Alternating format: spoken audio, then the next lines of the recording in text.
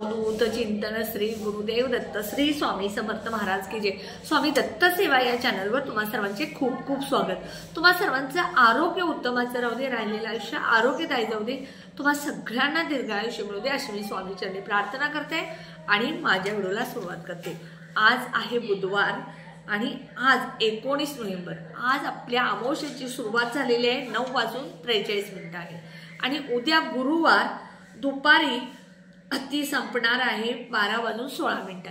म्हणजे आज संध्याकाळी आणि उद्या उदय तिथीला आपल्याला काही अमावस्याचे उपाय सेवा तोडगे करायचे। हे कशासाठी करायचे आणि कसे करायचे सांगते। सगळ्यात पहिल्यांदा ही कार्तिक अमावस्या आहे। प्रत्येक महिन्याला अमावस्या जी येते त्या अमावस्याला, प्रत्येक महिन्याला पौर्णिमा येते त्या पौर्णिमेला विशेष असे महत्त्व असते। तसंच ह्या आजच्या अमावस्येला, कार्तिक अमावस्येला अतिशय महत्त्व आहे। पितृंसाठी आपल्याला उपाय करायचे आहे।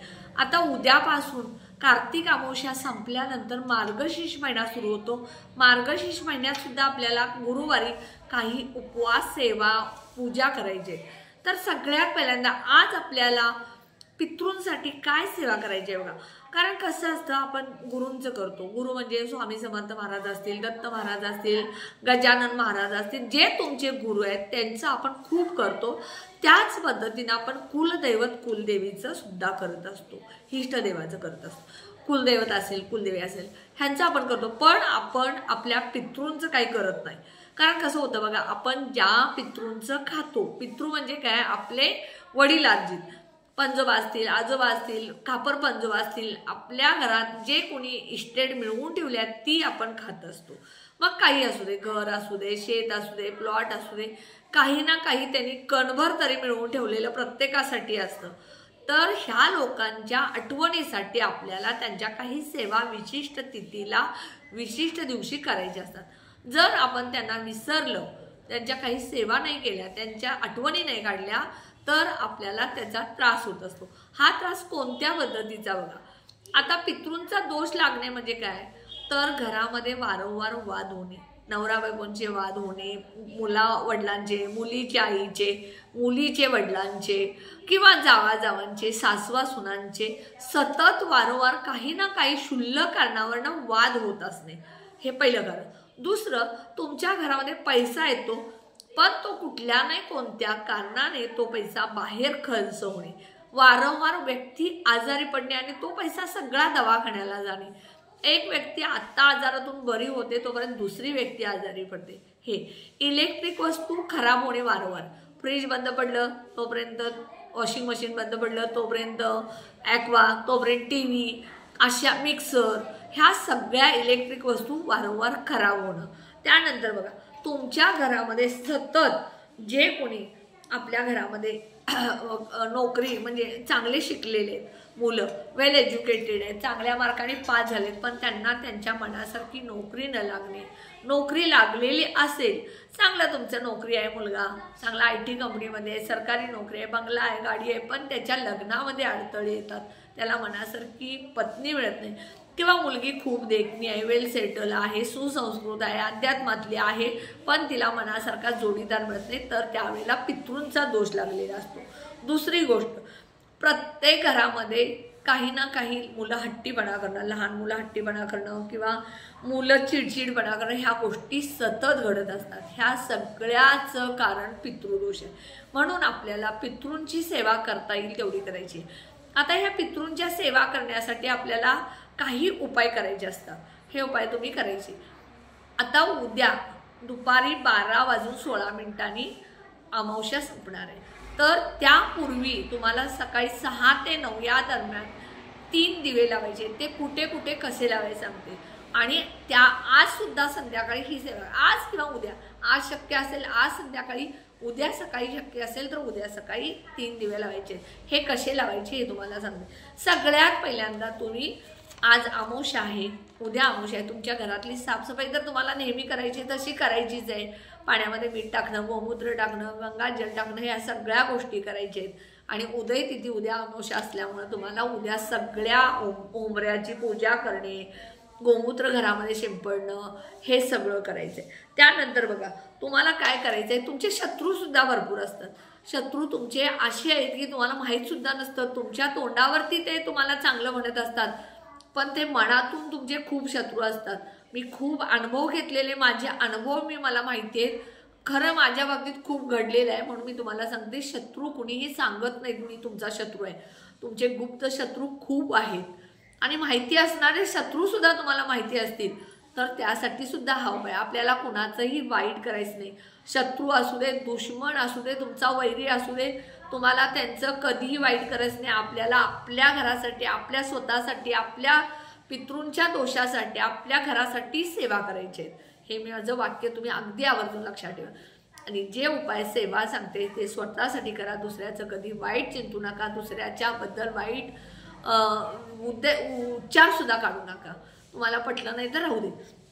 आता बघा काय करायचं, तुम्हाला कणकेचे 3 दिवे बनवायचे. तुम्ही चपातीची कणिक बनवता त्यातलीच कणिक बाजूला काढता असं नाही. कणिक तुम्ही सेपरेट मळायचे. ही कणिक गव्हाचं पीठ घ्यायचं, त्यामध्ये चिमूटभर हळद घालायची आणि पाण्यानं घट्ट मळायची. ह्यामध्ये मीठ अजिबात घालायचं. ह्या कणकेचे 3 दिवे बनवायचे. प्रत्येक दिव्यामध्ये 2-2 वाती घालायच्या.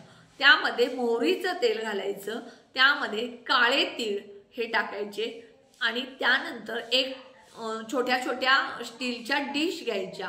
त्या प्रत्येक डिशमध्ये तुम्ही तांदूळ घालायचे आणि त्या तांदळावरती हे दिवे ठेवायचे. हे दिवे ठेवल्यानंतर तुम्ही पहिला दिवा जो आहे तो दक्षिण भिंतीकडे उभं राहायचं. हा दिवा तुम्ही तिथं अगरबत्ती लावायची, 1 ग्लास पाणी पितृंसाठी ठेवायचं आणि तिथे तुम्ही हा दिवा दक्षिण दिशेला तोंड करून हा दिवा ठेवायचा. पितृंचं स्मरण करायचं, पितृंना प्रार्थना करायचं, पितृंची विनंती करायचं. कारण पितृ ह्या अमावस्येला पृथ्वी तलावरती आपलीच आठवण, आपले पूर्व जे आहेत ते काढतात का हे बघण्यासाठी येत असतात. हा पहिला दिवा झाला.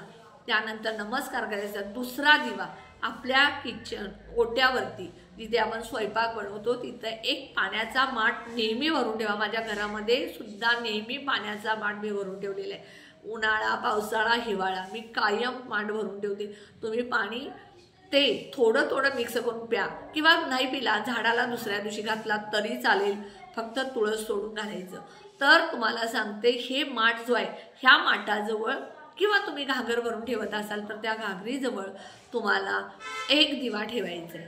तो दिवा तुम्ही ठेवत असताना तुम्ही पाण्याला प्रार्थना करायची की तिथं पितृ आपले असतात. जिथं आपण पाण्याचा माठ ठेवलेला तिथं आपले पितृ आलेले असतात. म्हणून तिसरा दिवा आपल्या मुख्य दरवाज्याच्या बाहेर ठेवायचा. कारण आपले पितृ त्या दरवाज्यामध्ये सुद्धा येऊन थांबलेले असतात आणि आपली आठवण आपल्या घरातले जे मुलं, नातवंड कोणी असेल आपली इस्टेट खाणारे ते करतात का बघण्यासाठी ते येत असतात.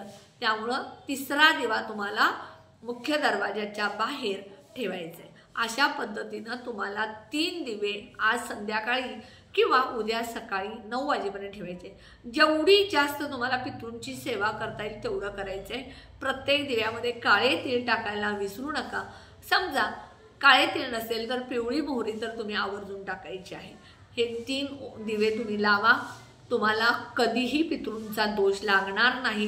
पितृ सदैव तुमच्यावरती तृप्त होतील आणि तुमच्या घरातल्या ज्या काही पैशाच्या अडचणी असतील, वाद असतील, मुलांच्या लग्नाच्या, संतान प्राप्तीच्या, नोकरीच्या, हट्टीपणा असेल किंवा घरामध्ये पैसा टिकत नाही, ह्या सगळ्या अडचणी नक्की दूर होतील. हा उपाय तुम्ही आज संध्याकाळी अमावस्या आहे करा. कार्तिक अमावस्या अतिशय महत्त्वाची अमावस्या आहे, त्यामुळे नक्की करा आणि दुसऱ्यांना पण शेअर करा व्हिडिओ, जेणेकरून त्यांना पण पितृदोष लागले असतील तर त्यांचे पितृदोष दूर होतीलच. त्याच पद्धतीनं तुम्ही व्हिडिओ शेअर केल्यामुळं, तुम्ही त्यांना माहिती पुरवल्यामुळं ते तुम्हाला आशीर्वाद नक्कीच त्यांच्या आत्म्याचा मिळेल. आणि व्हिडिओला जास्तीत जास्त लाईक करा, ऑल बटनला क्लिक करा. त्यामुळे माझे छोटे छोटे उपाय सेवा तोडगे करतील. आणि जे कोणी माझा व्हिडिओ नवीन बघत असतील त्यांनी प्लीज माझ्या व्हिडिओला सबस्क्राईब करायला विसरू नका.